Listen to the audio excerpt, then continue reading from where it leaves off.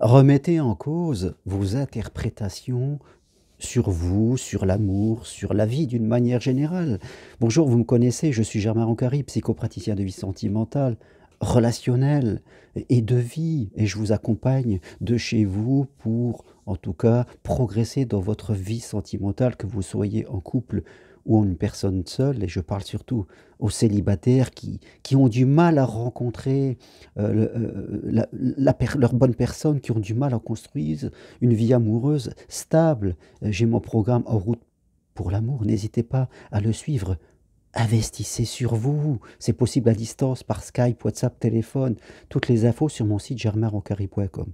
Je remarque qu'une chose, faites compte, des gens qui ont du mal à rencontrer l'amour, ça peut devenir à plusieurs étapes. La première étape, c'est souvent la première, j'ai une mauvaise euh, imagination sur ce qu'est l'amour, donc au travail sur l'objectif, sur les critères, sur les valeurs, comment programmer son cerveau, parce que si au début que je veux me lancer dans l'amour, mon cerveau est mal programmé, forcément patatrac, le reste ne va pas suivre. Puis c'est la capacité à créer des interactions harmonieuses, et c'est pas simple, je dirais, parce que là il y a des peurs, hein. L'être humain il est comme ça, il veut changer, mais toujours en faisant la même chose. C'est gros classique, hein. Je continue ma vie et j'espère que ça va changer comme par miracle. Les années passent et je reste ankylosé et je n'arrive pas à faire autrement. Je suis automatisé à faire toujours la même chose. Et après, il y a troisième moment où quelquefois c'est souvent un peu sensible. Je rencontre quelqu'un, je commence une nouvelle relation à partir du premier rendez-vous jusqu'après. Et c'est là, souvent, où là, il peut y avoir des blocages parce que nous faisons beaucoup d'interprétations sur nous et les autres. Souvenez-vous, Miguel Ruiz, dans les accords toltèques, le deuxième ou troisième accord, hein, ne fait pas d'interprétation. Remets en cause tes idées fixes quelque part. Et s'il parle de ça, Miguel Ruiz, dans les accords toltèques, c'est parce qu'il a conscience que l'être humain est constamment en train de faire des interprétations sur, et qui ne sont pas à son avantage, la subjectivité quelque part. Et combien de fois je rattrape des personnes de leur vie sentimentale parce qu'elles sont en train d'interpréter quelque chose qui n'existe pas. Vous voyez, là, une interprétation, c'est-à-dire, on parle souvent de réalité 1, réalité 2.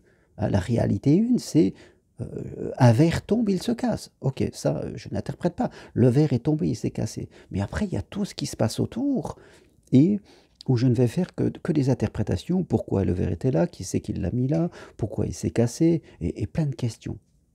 Et après, dans la vie, la différence, c'est quelquefois, il n'y a plus de réalité 2.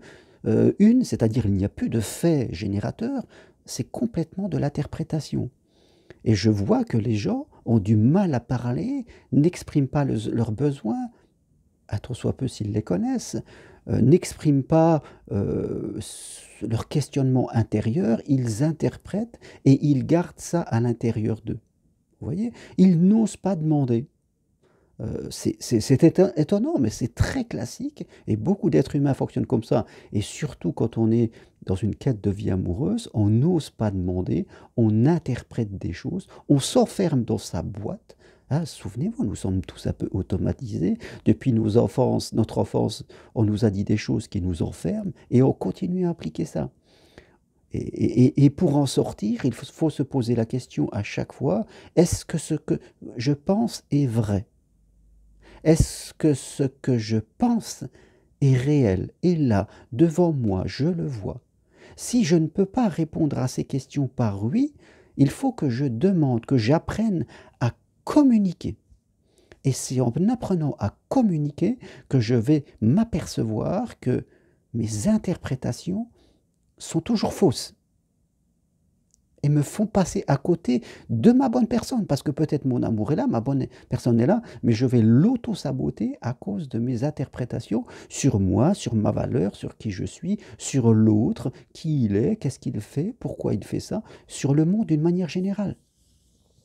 Nous sommes tous enfermés dans des boîtes mentales. Et quand vous vous lancez sur ce projet de rencontrer l'amour, de changer de boulot, de faire autre chose, ça nous oblige à ouvrir cette boîte pleine d'interprétations, de jugements, de croyances limitantes. Donc, remettez en cause vos interprétations. Suivez les accords Toltec, appliquez-les. Et je suis là pour vous y aider, pour reprogrammer votre cerveau. Donc, sachez, je dirais, en tout cas, investir sur vous pour votre progression. L'amour est là, il est tout autour de vous, mais intégrez l'idée que c'est souvent vous qui vous empêchez de le vivre par vos croyances limitantes et par vos interprétations qui sont fausses. Il faut vraiment avoir conscience de soi, faire un chemin d'évolution, faire un chemin d'aller vers l'amour, c'est un chemin d'ouverture de conscience de soi et de l'autre, de mes comportements, de mes interprétations, de mes émotions, et la prise de conscience que cela impacte sur l'autre. Parce que mes émotions, mes interprétations vont impacter le comportement de l'autre et le comportement justement que je n'aime pas chez l'autre. Et c'est ça l'évolution.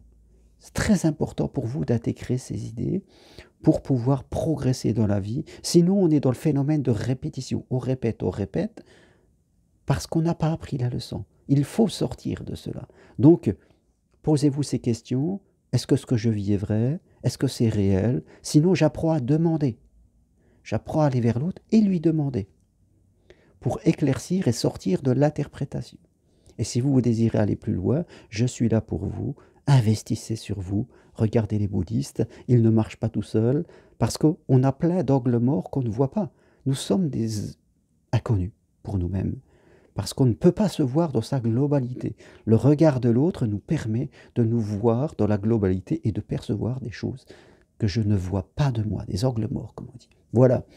En tout cas, si vous voulez aller plus loin, écrivez-moi et rappelez-vous, remettez en cause vos interprétations, surtout les négatives. Merci à vous, à bientôt. Appuyez sur j'aime si vous aimez les vidéos. Faites connaître ma chaîne. Allez faire un tour sur mon site germainrocco.com et je vous dis à bientôt. Au revoir.